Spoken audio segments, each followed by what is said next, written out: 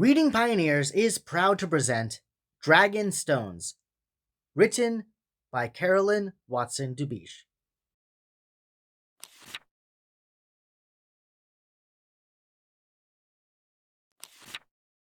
Aunt Edwina clucked her tongue and shook her head. My mom was going on and on about our neighbor's front lawn. My father nodded vigorously, as if a couple of plastic flamingos were bound to destroy us all. Aunt Edwina's silver wavy hair stuck out electrically from the sides of her head, and my brother, Ron, was kicking his foot against the coffee table. The tray of blueberry scones bounced slowly across the table. Thump, thump. Just as they reached the edge, Aunt Edwina's hand darted out and scooped up the whole tray. How about you kids take a walk? The woods are so pretty in autumn. Yes, go outside, said my mother, interrupting her rant. Aunt Edwina smiled mysteriously as she replaced the scones on the coffee table. Ron and I jumped up and made a hasty exit. Ron bolted across Aunt Edwina's perfectly manicured lawn to the edge of the woods. The leaves were steadily falling in the breeze, but they all landed in the woods or the road. Not a single leaf dared to touch my aunt's lawn.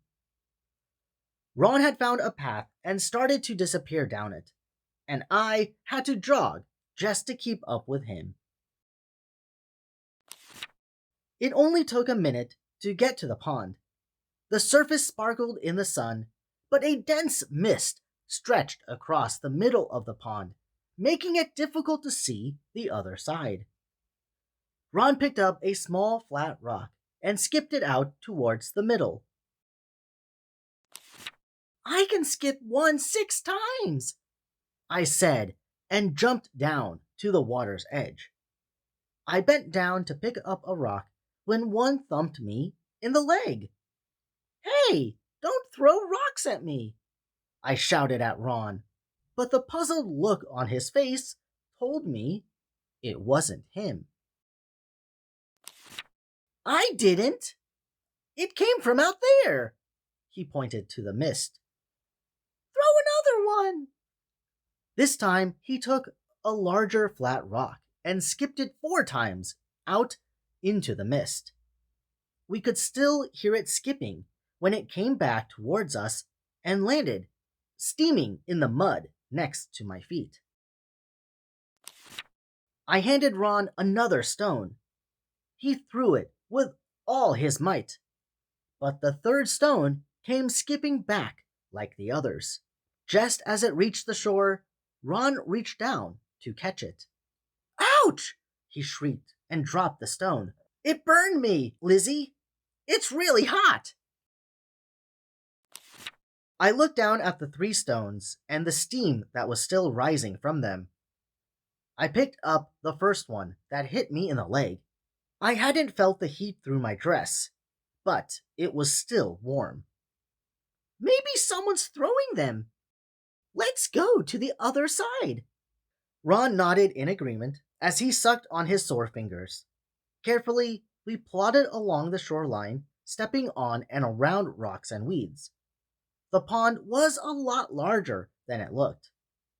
Just as we thought, perhaps we should turn back, we found ourselves engulfed in a thick, white smoke. Coughing, I tumbled to the ground and found Ron was already there coughing next to me. Close to the ground, the smoke was thinner. Something moved quickly through the smoke, and the rock it brought started to warm up in my hand. A glowing red spider web-like pattern appeared over the rock's surface. Ron, look at the rock, I whispered. Weird. Why are you whispering? Because someone's out there. A crackling, rustling noise filled the hushed silence. Who's there? Ron shouted into the smoky void surrounding us. Why have you come here? Rumbled a deep, gravely voice. At the sound of the voice, the smoke grew thicker and the air hotter. The ground trembled, and through the dense white void that surrounded us appeared the huge head of a dragon. His blazing yellow eyes narrowed as he peered at Ron and I. What's this? Human children? But how did you cross the barrier? My gaze fell upon the glowing stone. So you're the ones throwing rocks at me. He grinned wickedly, showing a mouthful of sharp and pointy teeth. You mean you're the one throwing them back? Did I hit you? As you can see, you hit me. He gestured to his back, which was covered with the same spiderweb pattern that marked the stone. Why did that happen?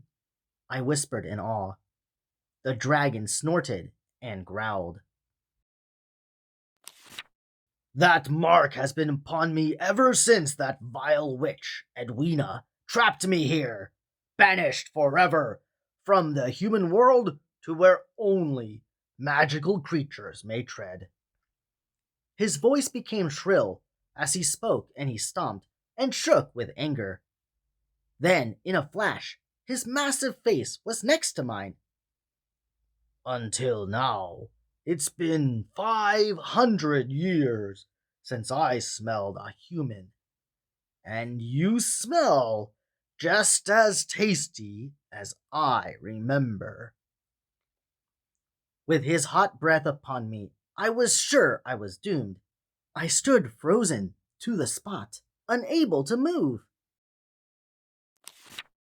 Ron tugged on my sleeve and pointed into the smoky void. I could see a shadowy figure coming towards us. The dragon's eyes narrowed with suspicion. An instant later, there in front of us stood Aunt Edwina. She held both hands up in front of her, palms facing us.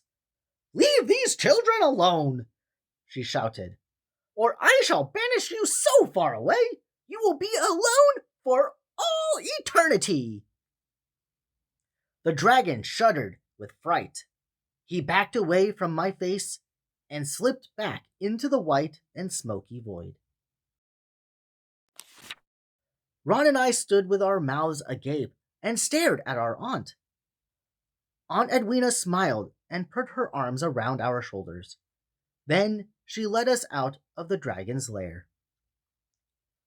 When we reached the far side of the pond, I stopped to pick up the dragon's stones we'd left behind. They too had the dragon's spider web mark.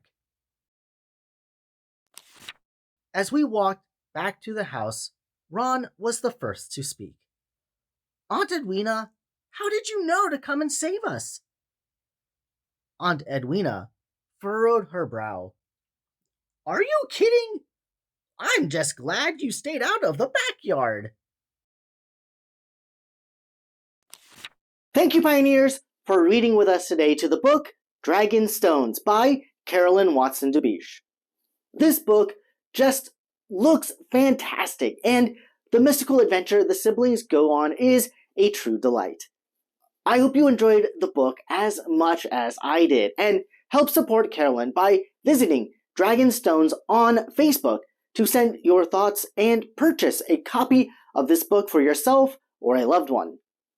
When you visit her website, you'll also see that there's a translated version into Japanese as a Kindle ebook as well. So check out Carolyn's Facebook page or visit her Amazon page for other inspiring and incredible children's books that she has written. Thanks to Carolyn, I've been given the opportunity to read a few of her books because she was so kind to email me and be a part of her journey as an author. If you have a book you'd like to be read on this channel, please send me an email, contact@readingpioneers.com so we can turn it into the next video. It would also be helpful if you like the video to support my channel, subscribe and click the notification bell to help you stay updated on future read-alouds being uploaded. Finally, to help other people in the search for an inspirational and relatable book, you should share this video with your friends and family. Unfortunately, this is it for today. While waiting for the next upload, remember to visit Dragonstones on Facebook to help support the author, Carolyn, and her cause to write fun and exciting children's books. Additionally, there are hundreds of other read-alouds on this YouTube channel, Reading Pioneers Academy, that you can browse and continue your adventures with me. Thanks again, readers, for joining us today, and until next time, I hope you all have an amazing day. Bye-bye!